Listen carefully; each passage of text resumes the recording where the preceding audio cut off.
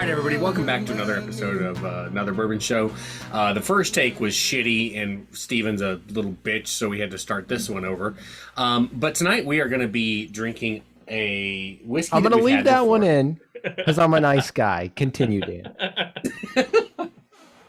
We've drank it before on this show. Just we didn't have an episode dedicated to it. It was either 3 Blind Rye or 4 Blind Rye. But tonight we're going to be drinking some Barrell Seagrass, and it appears I paid $86 for this one. This one is 118.4 proof. It is a rye whiskey finished in Martinique rum, Madeira, and apricot brandy barrels. And this particular bottle is 11,964. Barrell Seagrass came out initially 2021. Yeah, 2021 summer, like June or July, and I think it's fantastic. So we're gonna do an episode on it. But Steven, what do you think about that label? Well, I think I might have mentioned this before when we talked about this, but I think that Barrell has some of the most expensive whiskey and some of the not most expensive looking bottles. I think the package that it is underplays the price point it's at. It looks just kind of like it's a distinct bottle shape, but it doesn't seem to me like it matches the premium price.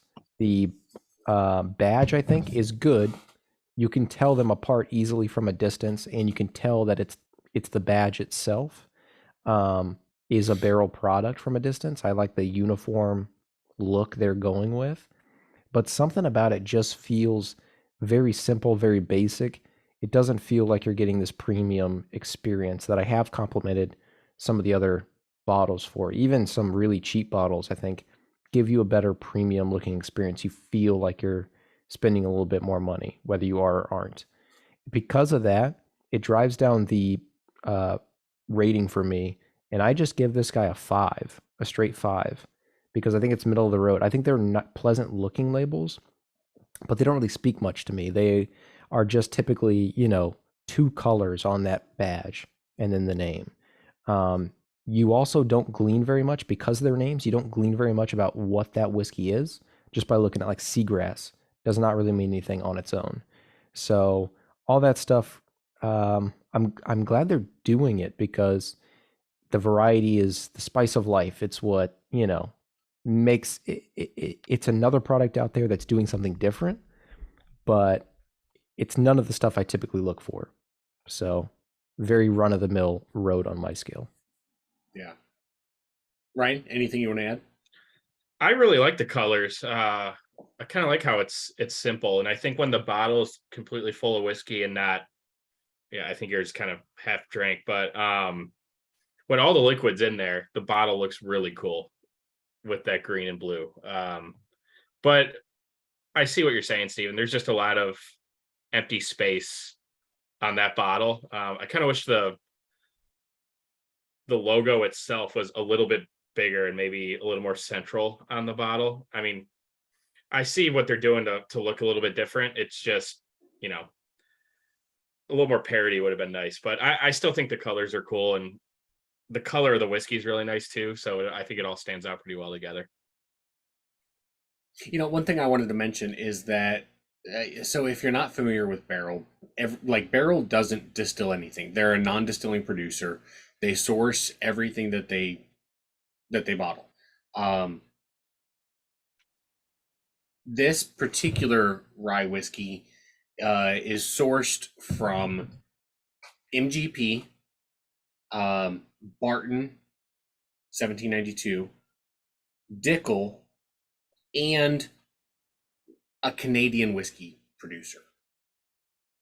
I don't want to speak about who I think it is because I don't know. It would literally just be a guess. But yeah, so this whiskey is rye whiskey sourced from 4 different distilleries that they finish in barrels and then blend to create Seagrass. And that's what Barrell is good at. They're good at blending. They're good at finishing. And putting a product out there that's made by other people. Not that that's good or a bad thing, but they do have a really strong hold on the market when it comes to blending spirits. So so there you have it. Do we want to dive in? Let's do it. Let's do it. Cheers. Cheers, guys. Cheers. The nose is very, very rye, right? It's like a very spicy rye nose. Oh yeah. I do get some cloves though. A little bubblegummy ishness to it. I can see the bubblegum for Yeah. sure. It's got some earthy notes to it.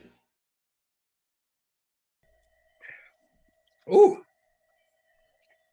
This is so radically different than when we had it in the blind and you were having it back to back with other stuff. Because I think this might have been like either when we were doing the 3 or 4 ryes. This was probably like the 3rd or 4th one we drank. I think it might have been like after like Weller Full Proof. And whenever you're like, you know, beating the hell out of your palate, having those other ones, and you get to this, it doesn't have the punch that just sip just had. Yeah. You know? That was felt like I got punched in the face. Well, it's 119 In a good way. proof. Yeah. It's 119 proof rye.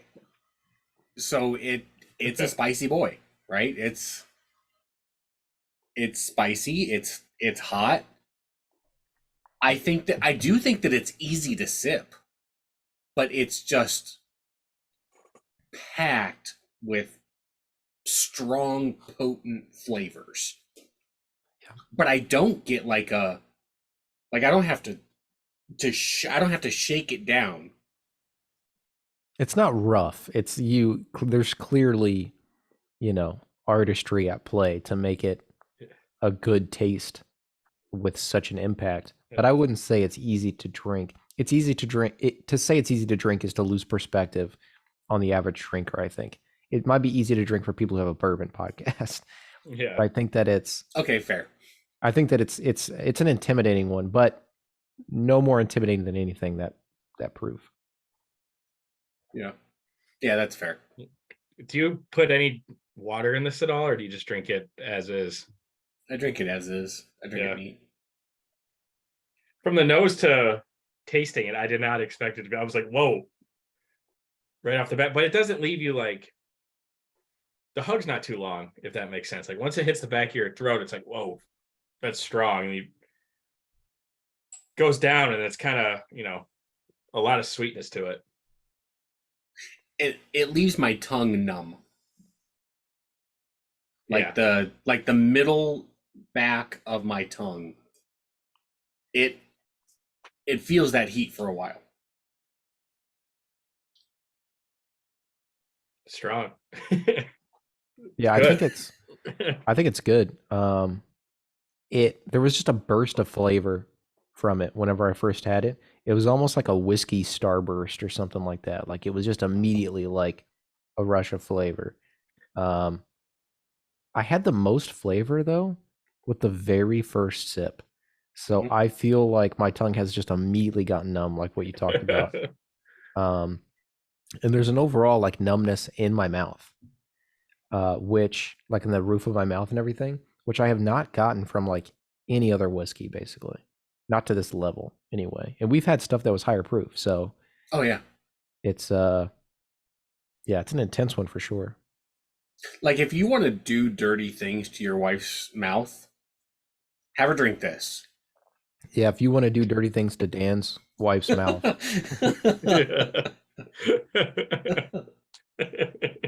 I couldn't, when you were like emphasizing like the mouth being numb, I could not say that, Stephen. I had to. I want to say it's almost feels dry, but I know that it's not that. It's just the numbness. Yeah. So one thing that I want to call attention to is the fact that I can really pick up on the apricot brandy finish. I don't pick up on the Martinique rum finish or the Madeira finish, but I can taste like aspects of apricot in the whiskey. for sure. I feel like I can And- almost smell that too now that you say it again. Yeah. Some character, some note in there. I feel like there's just a fruity note that's hard to place that I'm guessing has to be that, or maybe just the age of the whiskey too, something like that. But I do get like a grassy, a true grassiness to it as well. And I noticed it when I mentioned earthiness on the nose. That's what I think I was picking up on, was more of a grassiness than actual like dirt, earth, smell after the rain type of shit. More of a just like a grass smell and flavor. I've never had anything like it. So I'm trying to wrap my small stupid brain around it. I do get that apricot though, for sure. On the back end. It's good. And I think that when I first said, as soon as I drank it, hit the back of my mouth, I was like, whoa, feels like I just got punched in the teeth. And then that sweetness after that, it's definitely that apricot from that finish on the barrel. My tongue is still numb though. Yeah, what a weird sensation. Yeah. So just a moment ago, I did something that I didn't know whether it was a good idea or a bad idea, and I still don't know if it was a good idea or a bad idea. But I took a pretty solid sip of it, and I splashed it around my mouth. And I don't know if that was a good idea or a bad, because now more of my mouth is numb. But when I did it, I got a whole bunch of flavors, like a whole bunch of really strong flavors everywhere. Like my mouth just literally burst with additional flavors. And then my cheeks burnt for my cheek doesn't burn anymore, but it did for about 30 seconds. Ooh. Right? It's like there's good and bad to it. And it's like, where's it end? There's more bad than good to it, I think. Just keep waiting though. Keep waiting. Now, because initially I had more negative too, like more burn than using Listerine. Like there was more burn than using Listerine initially. But yeah. I'm just perplexed. I got a lot of oak out of it whenever I did that. Oh, did you? See, I didn't. A lot of wood notes, yeah. That's cool though. And it feels like apple too. Maybe it's the apricot, but a little Granny Smith like apple. It's down here. It's in this fucking shit. And like if I had a toothache, it would be gone right now. Oh, it's like I would not feel it. Is. It's like you put Orajel. Yeah. In here. Yeah. That's exactly what it's like. Yeah. But the thing, but I also got a whole lot of sweetness at the end. Like as the pain was subsiding, there was a whole lot of sweetness. Yeah. I agree.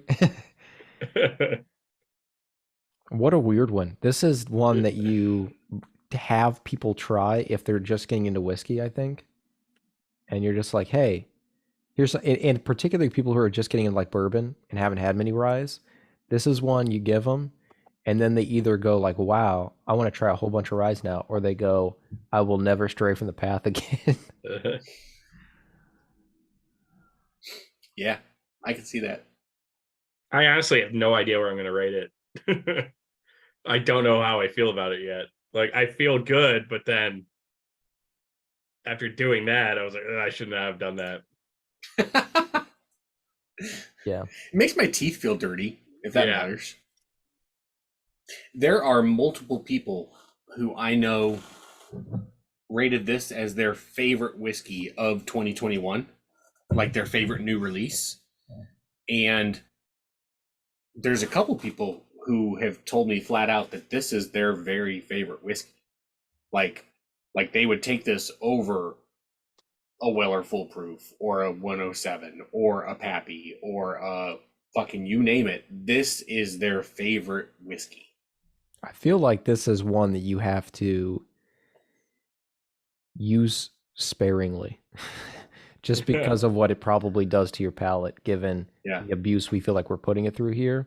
This is like having like it's like somebody going like, my favorite dessert is a brownie with chocolate syrup, and then you put a few chocolate chips on there and melt those. It's like, okay, I get it. It's indulgent for, whiskey reasons. Yeah. Well, they came out with a 16-year-old version of this that's like a couple $100. Like, so this was big enough that they were just like, we're gonna double down because like there's a opportunity for a very high-end market for this exact flavor, just older. And this is would you say the Seagrass is the flagship of Barrel's offerings, or like most No. popular? No. No, not even of their rise. Dovetail, they sell more Dovetail than Seagrass, probably. Okay. Yeah, I've seen And Dovetail then- a lot. But I hear Yeah. people talk about Seagrass way more than Dovetail. Because this is a high proof version. And it's newer. So people but they absolutely sell more Dovetail than this. And then their bourbon, they've got like their different batches, like batch 15, batch 22, and those are some of the more popular ones, but they keep coming out with them. Like batch 15 won a San Francisco double gold a couple years back. I think it was batch 15. And they keep up with that batch and different blends. I can tell you that so my sister went to Western, my oldest sister went to Western, and I would have been 8 or 9 years old when she was at Western. And going to Western to see her with my mom is the time in my life when I had to piss the most in my life. Like it was like I had to piss, and my mom would, like, there was nowhere to stop, and I was like, pull over into a cornfield, I don't care, I've got to piss, and she wouldn't do it.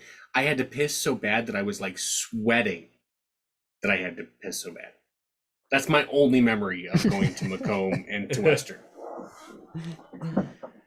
My buddy from high school, Sean, tells a really funny story about whenever he was taking his ACT,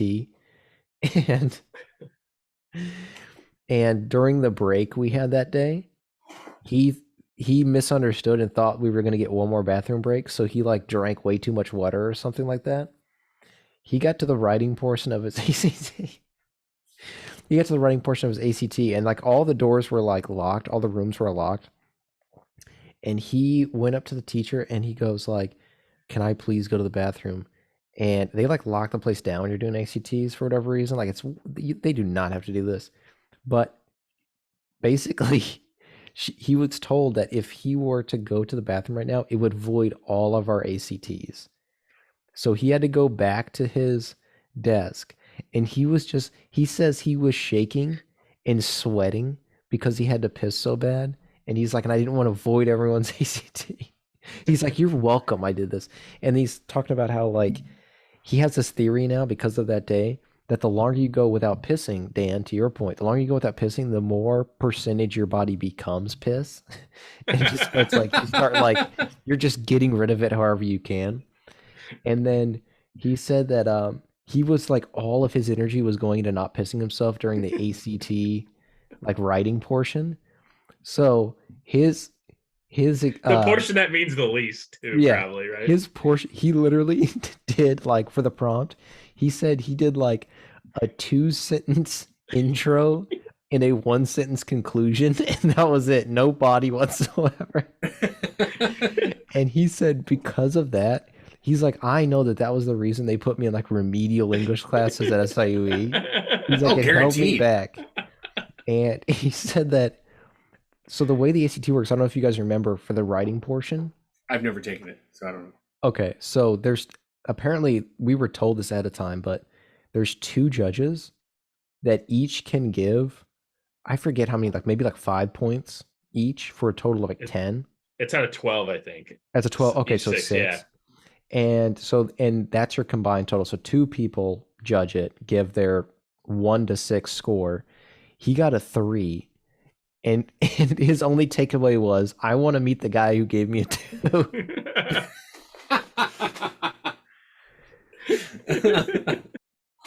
All right, guys, what do you say we go ahead and rate this son of a bitch? Let's do it.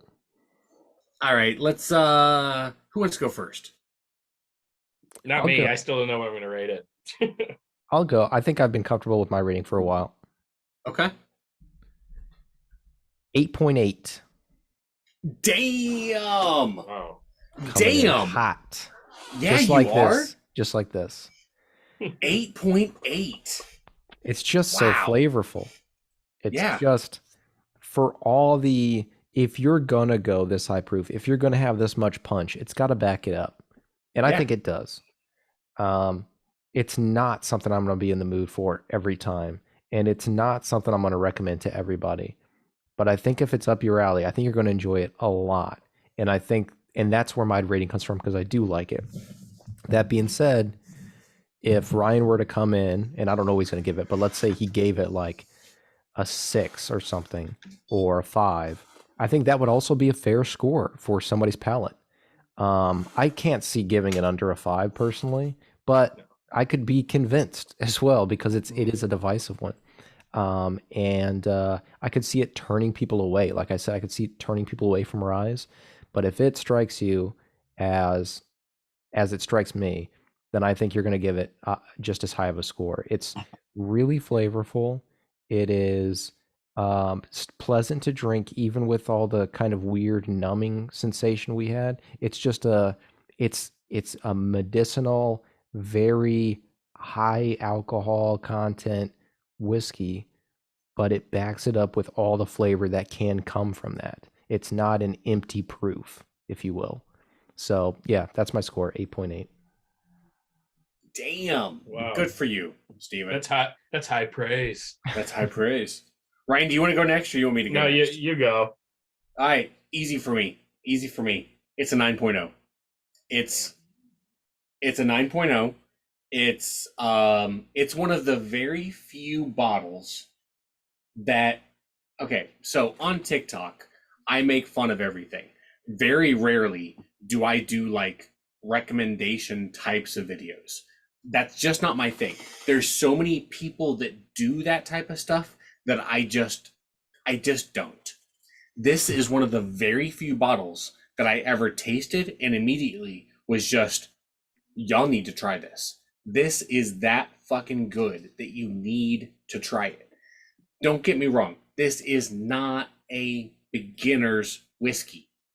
This is not something that goes subtly in any way, shape, or form. It is not something that you might like. You either like it or you don't. It is not subtle, but it is packed with flavors. It is packed with taste. Every single, even after your tongue and your mouth is numb from how much alcohol is in it, you still get a ton of flavors, even after your shit's numb. You've got to give it credit for that. But I agree with Steven. You could hate it. And if you're not ready for it, don't drink it. Don't spend the $90. But if you want flavor, if you want to know what high flavor rye is, there you go. And Ryan, if you say 6.0, I won't argue with you. So I've been in my head all day in between like a 7.8 and an 8.2 range.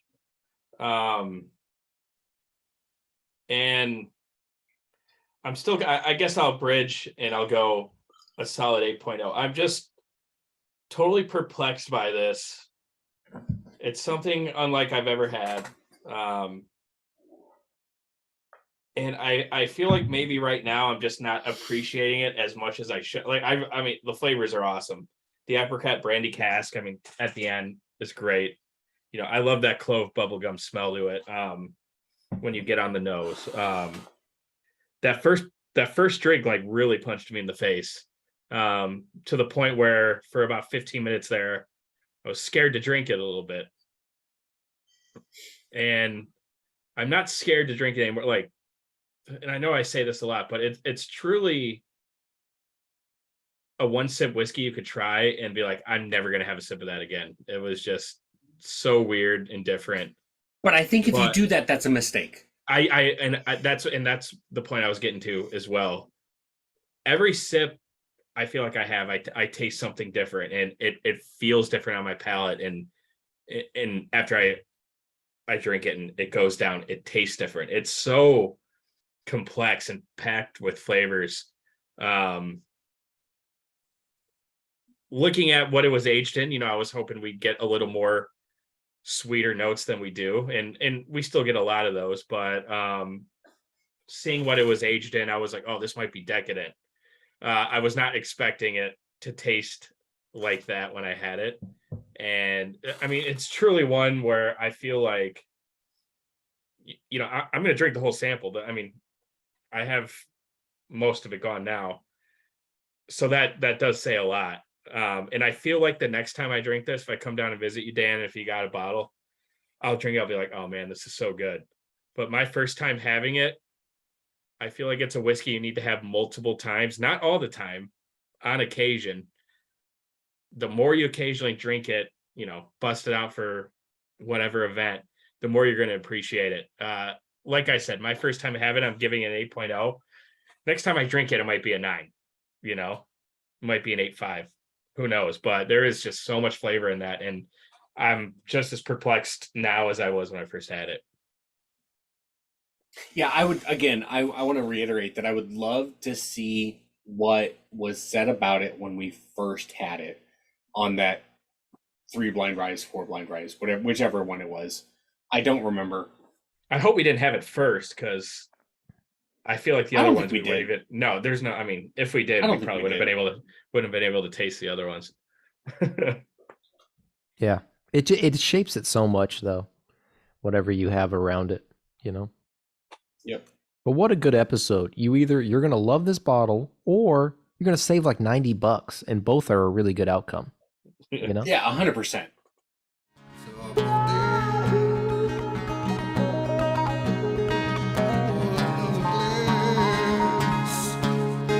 Another brother show.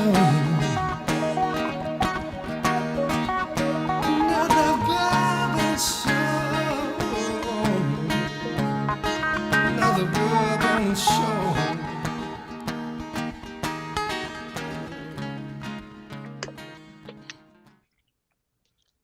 Returning to the nose on this one, I get a lot more ethanol burn than I did earlier. Yeah. Yeah. Yeah, I think so. Oh man, Oh, it's so that's spicy. very fruity. I have a lot of baking spice. I agree. But I it's get like a fruity. lot of, like a light fruit. Like it's a lot of fruit, but it's a lighter type of a fruit. And again, a dry finish. Yeah. I get a little mango or something like that in there towards the end. Mm-hmm. But otherwise it's just a lighter tasting whiskey overall. And vanilla. I get Yeah, more vanilla off of this than I did the other 3 for sure. I got a lot like of it a black lot. pepper. I got a lot of baking spice off this. Mm-hmm. Like definitely the spiciest of it. Like it really kind of kicked me in the back of the throat. Mm-hmm. I wasn't expecting it to. You guys, Steven, you mentioned that you get more ethanol off the nose on this one now. Yeah. Did you get much of that on the flavor as you were drinking it? Not really. Not really any more than the others. Yeah. It was mainly just on the nose. And I don't know why, it just seemed to hit me more towards the end there. I really think that it's out of all of them, it's the lightest tasting one. In terms of like being more like sweet and just being more sort of non-punchy. D, I would probably go like a 7.3. Okay. So I mean, it's not a giant. Well, I guess No. that is a pretty giant spread, but I was just trying to get an understanding, and Steven didn't want to do it yet because he's a bitch. Yeah. But whatever. D, I'm still gonna give a 7.8 because I think all four of these are really, really, really good in my personal opinion. So D is a recent release, has not been out for more than 2 or 3 months, and it's one of the only bottles from this distributor that I think is well worth the price you pay for it. And that is Barrell Seagrass. Came out not too long ago. It's here's the kicker. It's 118.4 proof. Is it really? Yes. 118.4 proof. And that's the reason as soon as I tasted it, I was like, oh, I know exactly which one this is. Is this the highest proof of all four of them? Oh, easily. And I think because when I had it, I was like, I don't get any of this fruit you guys are talking, because this thing just kicked me in the throat. Oh, really? Okay. Yeah. Okay. So $86. In my opinion, it's well worth it. I think it's a great, great rye.